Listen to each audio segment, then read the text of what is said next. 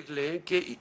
یہ جو بڑے بڑے نام آج پھر رہے ہیں جو ہمیں کہہ رہے ہیں غدار ہے، انہوں نے کیا کہا اور ان کے اوپر کیا ایکشن لیا گیا، یعنی وہ انہوں نے کیا ایکشن لیا گیا، اور جو ایکشن لیا گیا شہباز گل کے اوپر، یہ ذرا دیکھیں۔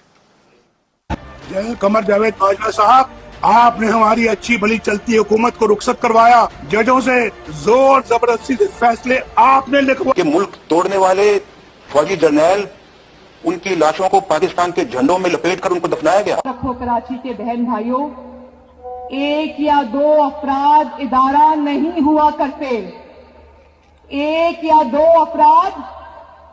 اداروں کی بدنامی کا باعث بنا کرتے ہیں، اور جب وہ ادارے کی آڑ لیتے ہیں تو اس میں پھر ادارے کے اوپر ناقابل تلافی نقصان ہوتا ہے۔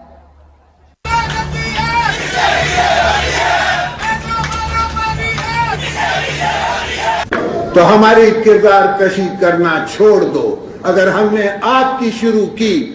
تو پتہ نہیں پاکستان بننے سے آج تک کتنے جنرلوں کی شروع ہو جائے گی۔ بیٹی بھائی وہ ایکیوزڈ ہیں،